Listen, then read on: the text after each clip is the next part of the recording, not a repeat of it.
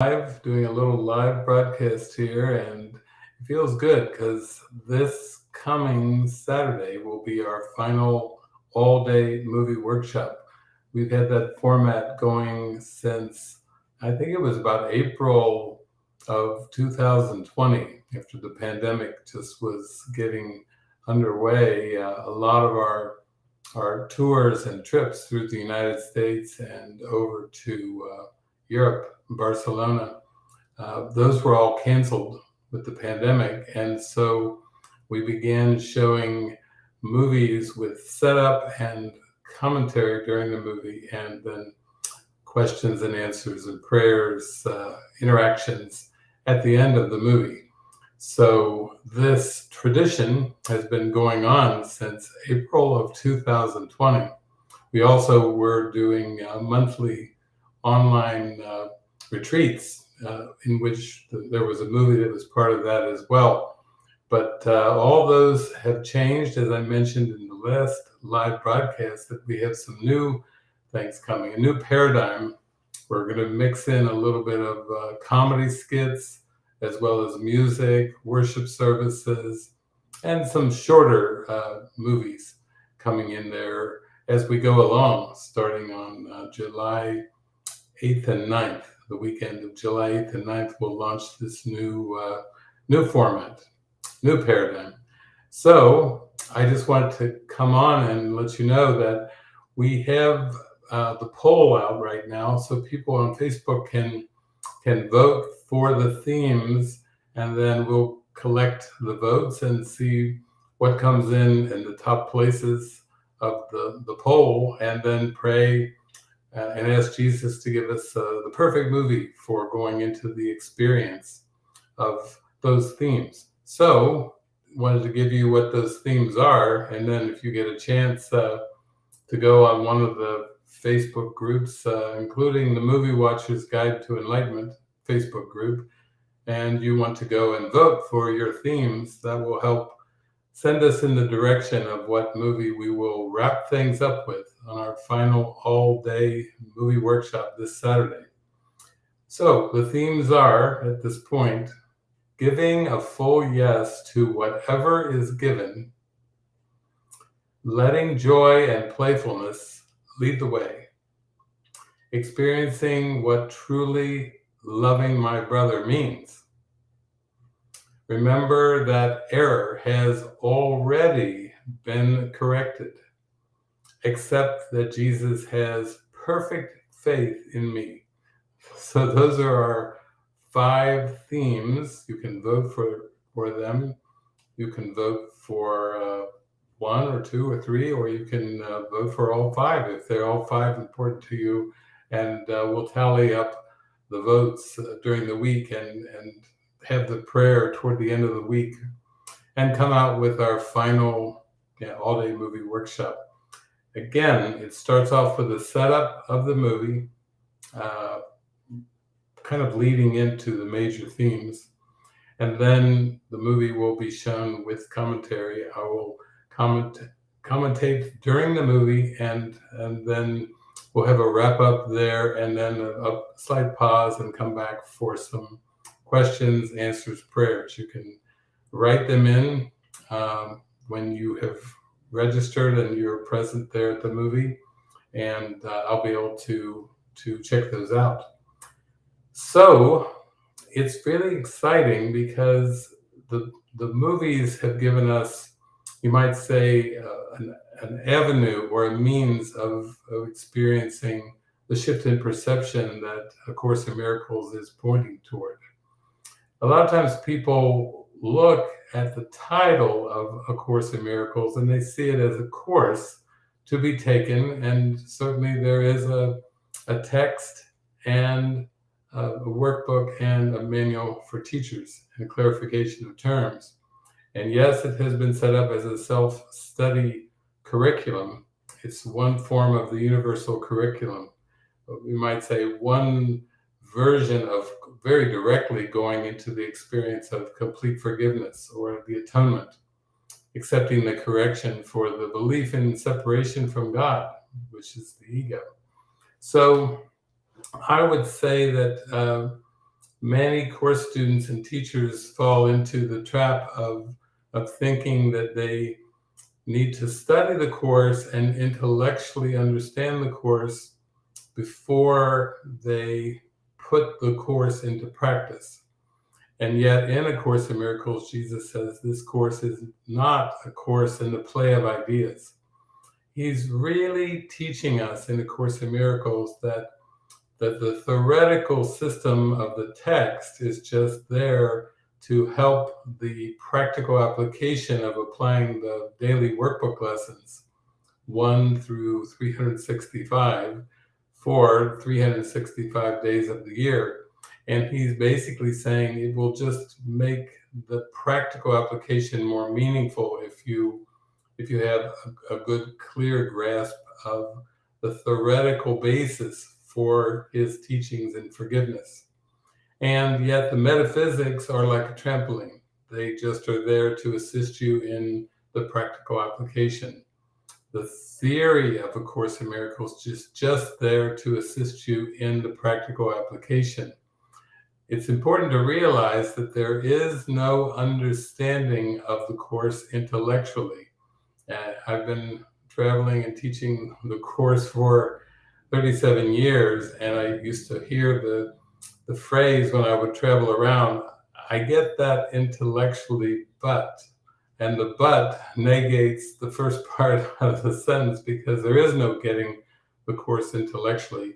It may seem important, and certainly, as I've said, that the course is 1% principle and 99% practice, and that 1% principle is important, but basically it could be summarized as there's nothing outside of the mind. And so when you get into the practical application of A Course in Miracles, that's a course in mind training. And that's very important, but the mind training comes through the practical application. There are many students and teachers of the course that basically have given up on the course with whatever label or conclusion that they throw on top of it.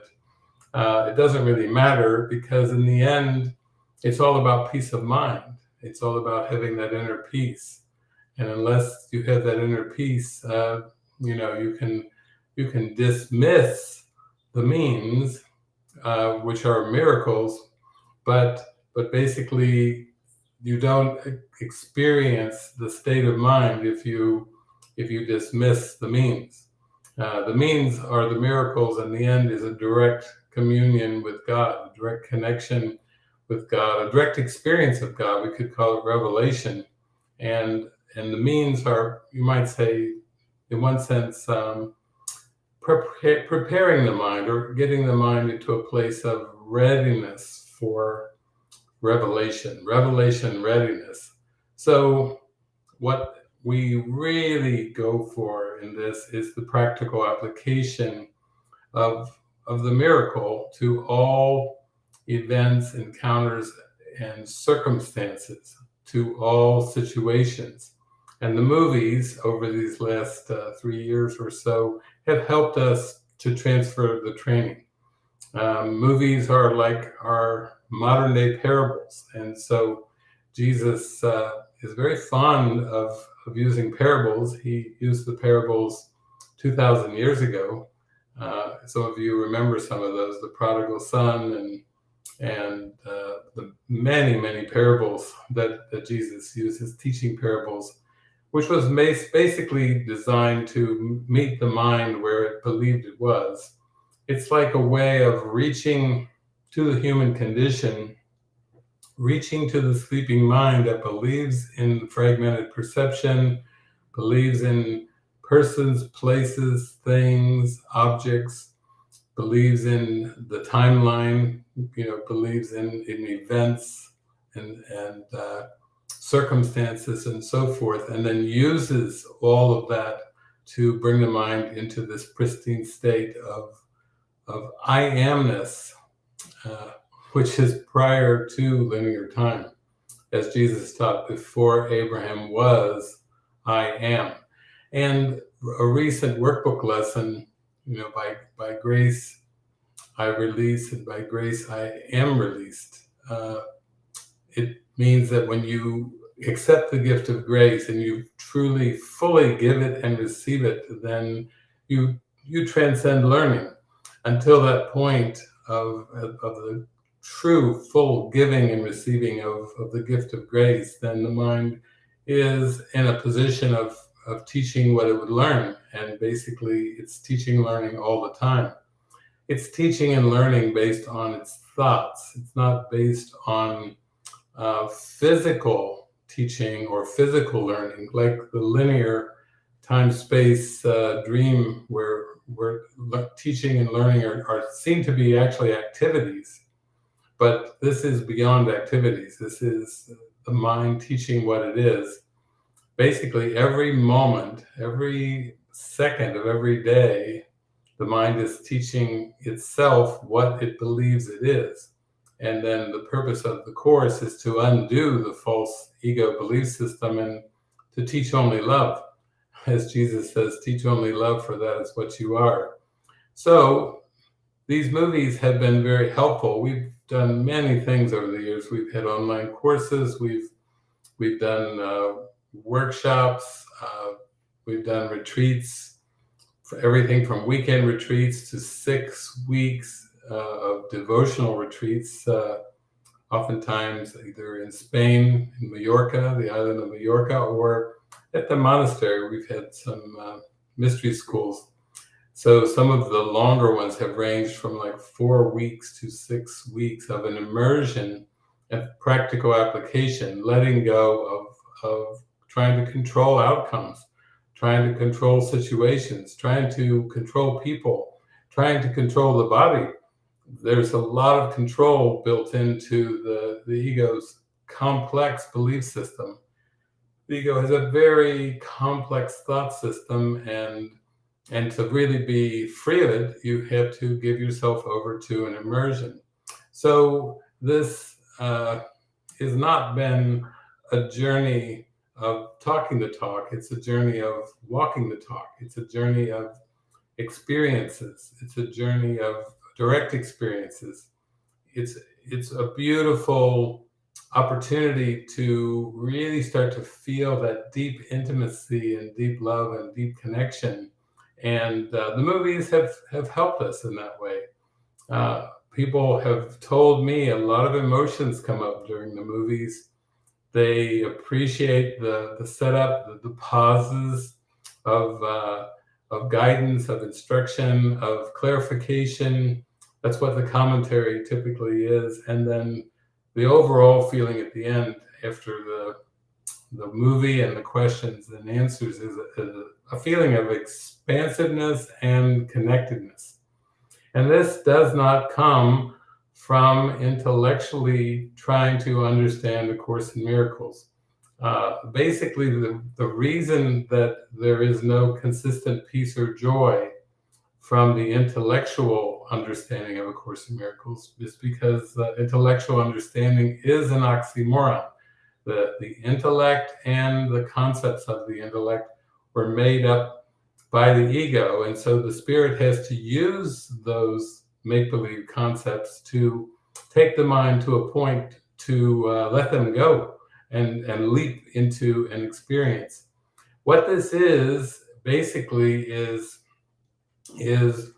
learning to bring the illusions of thoughts and beliefs in the mind to the light of truth within. It's not about trying to bring the Course into the world. It's not about trying to bring the Course into the self-concept. Bring the Course into a personal sense of understanding, because there is no personal sense of understanding.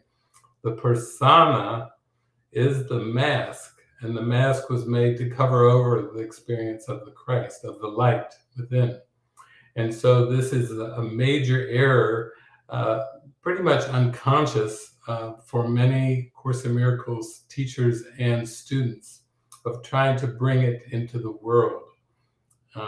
And in doing this, it's like you can end up having what the world would call almost like a Course in Miracles career. And it's all about the glee and joy and innocence of the present moment. It's not about the career. There is no career. The career is another mask that has to be dropped. In the end, Jesus is teaching us that a teacher teaches that teaching becomes unnecessary. So in that sense, it's just a state of being. It's a state of mind. It's a state where your heart is bursting wide open. You're feeling the glee, the happiness, and the joy, but there's no sense of it being personal. Peace of mind doesn't belong to anybody. Peace of mind is not a personal thing. There is no personal sense of enlightenment. It's basically, enlightenment is accepting what is and undoing the personal. So I invite you to vote on the themes. I invite you to really, if you have a chance, join in on our last movie workshop, all-day movie workshop. And I really hope to see you on Saturday. It's going to be a blast. Okay. Lots of love.